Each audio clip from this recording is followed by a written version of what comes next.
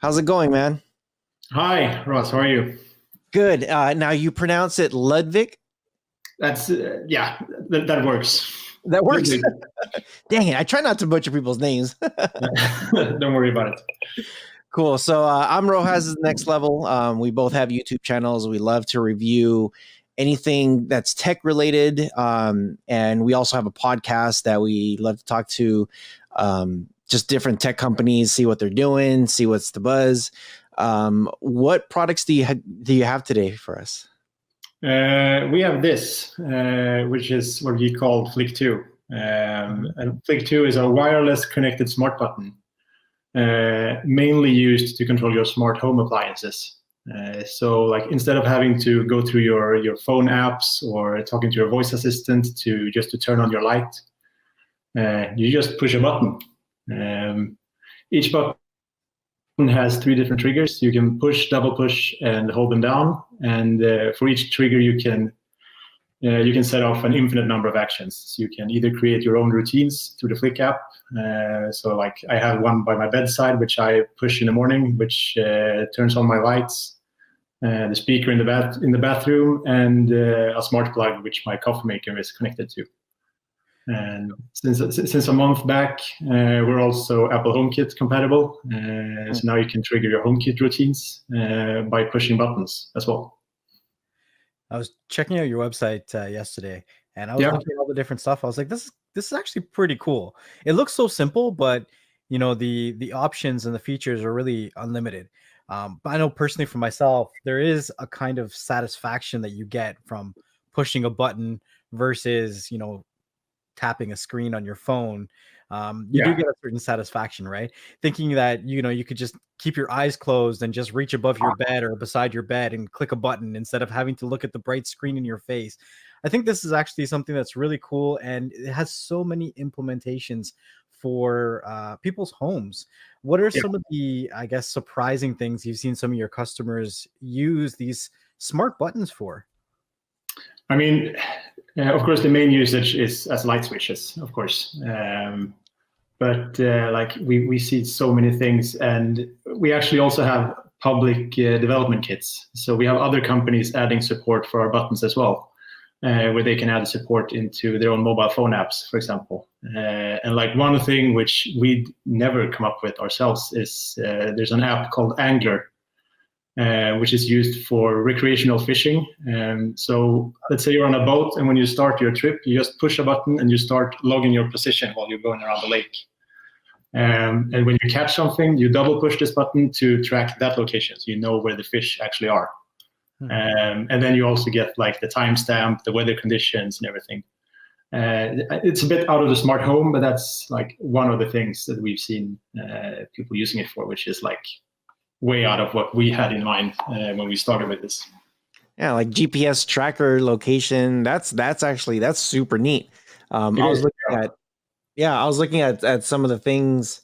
Lifix, Philips Hue, which I have that. Sonos, I have that also. Yeah. I'm already thinking like, man, there's so many things that you can do with this thing. You push a button, the lights could dim to a certain mood or could turn on, and with some of the stuff, I have a bunch of fans, and when I bought these fans, I wanted to do it in the most cheapest way possible without buying cheap fans and without spending too much money on a fan. Right. So I wanted I wanted to turn the fan into a smart fan without buying a smart fan. Yeah. So what I ended up doing was I ended up buying this. It's like a hub, and you point your remote to it, and then I could just now tell my Amazon device, hey, turn on this, turn on that. So with these buttons, I could essentially do the exact same thing, right? Where I could make a routine, turn certain things off and on like that. Exactly. Yeah, that's the main purpose. And like I mentioned, I have a dumb coffee maker, which before I go to bed in the evening, I just prep it. I pour in the coffee and water, and I have it connected to, I think it's an IKEA smart plug. So that's part of my morning routine, where I just push the button and the smart plug turns the electricity on, and coffee's ready when I get out of the shower. That's awesome. Can you tell me a little bit about the actual buttons themselves? Like, do they connect all through Wi-Fi, and do they have to run off a certain kind of battery power? Yeah, they're actually Bluetooth connected. So we're using Bluetooth long range and Bluetooth low energy protocols. You can connect them either to your smartphone, your computer, or what we recommend for the smart home is actually our own gateway, which is this small thing. And as I mentioned, they have Bluetooth long range capability, so the coverage is like really good. We have our office in a 3-story villa, which is covered by one hub, which we keep central. The gateway is connected to the internet either through Wi-Fi or Ethernet. So that's how we use them for smart homes. But as I mentioned, you can connect them to your phone as well. The capabilities will be a bit limited. Like Apple HomeKit, for example, requires the Flic hub. That's What cool. about the buttons themselves? Like, how does the batteries work on them? Do they require their own battery? Sorry, you were breaking up there for a second. The buttons themselves, do they need their own battery source? Do they take a battery, or how does that work? Yeah, they have a coin cell battery, but like expected battery lifetime is up to 3 years, and they're replaceable. Awesome. So, yeah.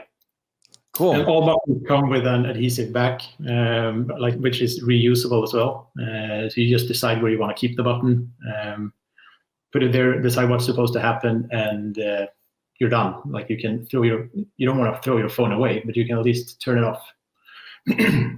Yeah, that's awesome. So to find your product, the best place to go to is flic.io, right?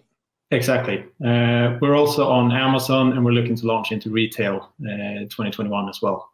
I think we're still out of stock on Amazon. Like Black Friday took us by surprise. It was crazy, but we're catching up. So stock is loading in at the moment, I think.